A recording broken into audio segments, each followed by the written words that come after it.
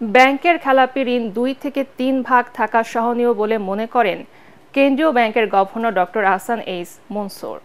কর্মসংস্থান ব্যাংকের ব্যবস্থাপক সম্মেলনের উদ্বোধনী অনুষ্ঠানে ব্যাংকটির আর্থিক সক্ষমতা বাড়াতে সরকারের সামাজিক সুরক্ষা তহবিলের অর্থ রাখার তাগিদ দেন তিনি। এ সময় কর্মসংস্থান ব্যাংকে প্রচলিত ব্যাংকে না আসার পরামর্শ দেন অর্থ উপদেষ্টা। আশ্বাস দেন তহবিল যোগানের। শরফুল আলমের রিপোর্ট। সরকারি বিভিন্ন সংস্থা থেকে প্রশিক্ষণপ্রাপ্তরা সহজ শর্তে ও কম সুদে ঋণ নিতে পারেন বিশেষায়িত কর্মসংস্থান ব্যাংক থেকে।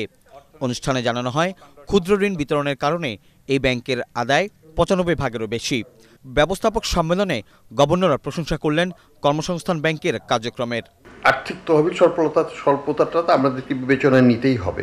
আমাদের সোশ্যাল প্রোটেকশনের কিছু রিসোর্স রেগুলার ভিত্তিতে যদি আমরা এখানে দিই এবং মনিটরিং করি, তাহলে কিন্তু এটা রিসোর্স বেসটা বাড়বে। ডিজিটাইজেশনের মাধ্যমে আপনারা জনবলের স্বল্পতা কাটাতে পারবেন। ২.৫ থেকে ৩.৫% মতো আপনাদের এনপিএল, সেটা খুব বেশি নয়।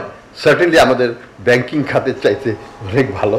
২-৩% একটা সহনীয় পর্যায়, কিন্তু তার থেকে বেশি যেন না হয় সেই চেষ্টাটা আমাদের করতে হবে। তহবিল বাড়াতে সরকারের সামাজিক সুরক্ষায় দেয়া বরাদ্দের অর্থ কর্মসংস্থান ব্যাংকে রাখার পরামর্শ দেন গভর্নর। এ সময় ব্যাংকের চেয়ারম্যান প্রচলিত ব্যাংকিং এর অনুমতি চান অর্থ উপদেষ্টার কাছে। আমাদেরকে অনুমতি দেওয়া হোক, আমরা জেনারেল ব্যাংকে চালু করব। পরে অর্থ উপদেষ্টা তার নাকচ করে দিয়ে তহবিল যোগান দেওয়ার আশ্বাস দেন। আমি মনে করি চট করে আপনারা জেনারেল ব্যাংকিং এর দিকে না যাওয়াটা হতে বেটার হবে। কারণ জেনারেল ব্যাংকিংয়ে গেলে কিন্তু এখন যেভাবে আপনারা ম্যানেজ করছেন ফোকাস, জেনারেল ব্যাংকিংয়ে গেলে কিন্তু নানা রকম সমস্যার সমাধান এবং সেই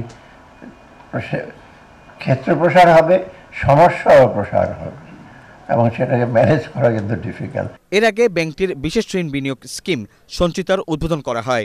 দেশ জুড়ে ২৭৭টি শাখায় ঋণ কার্যক্রম পরিচালনা করা কর্মসংস্থান ব্যাংকের ৩৬ ভাগেই নারী উদ্যোক্তা বলে অনুষ্ঠানে জানানো হয়। শরফুল আলম, এটিএন বাংলা, ঢাকা।